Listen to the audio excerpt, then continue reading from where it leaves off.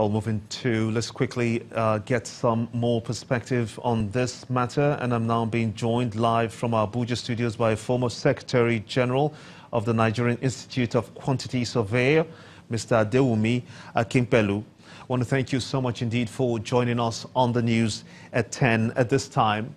How would you assess the 3 years past of the APC administration in terms of the infrastructure development that the government has been able to achieve? Thank you very much for having me on a happy Democracy Day for Nigerians. Infrastructure is something that you don't pick on the shelf. It takes time to deliver this project. What the government has done so far is to use a kind of medium-term strategy by looking at what we have in the budget and how the infrastructure can be delivered.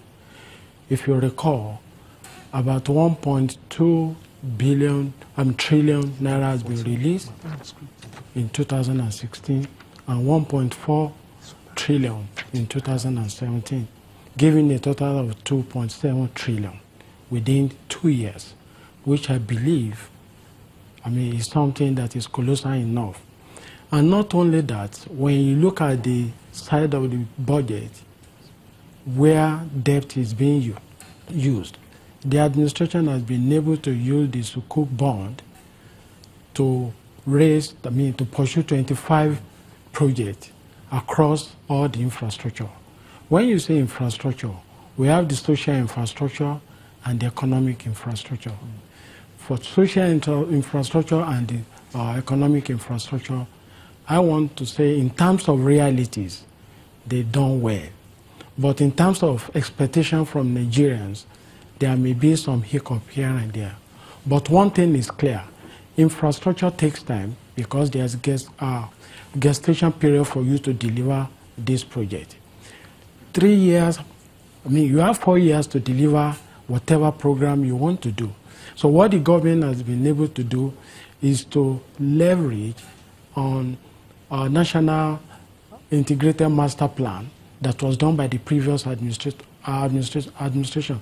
So from that master plan, they were able to come up with ARG plan, which is the medium term. And that is where you have stream of projects coming on the board. The Sukuk, used to do 25 projects. And again, there is the first sovereign green bond to tackle the problem of climate, challenge. So when you look at it and you aggregate everything, I think they've done well. However, the government needs to now start looking towards a long-term plan, and that will drive further, delivery of infrastructure. When you say the government should be looking at a long-term plan, what precisely do you mean by that? What kind of plan would that be? Okay, when you look at it, for power, for instance, federal government has been able to do some expansion program in the transmission and distribution segment. All these things take time, and they need to be looking towards how they can get long-term finance to run all these long-term projects.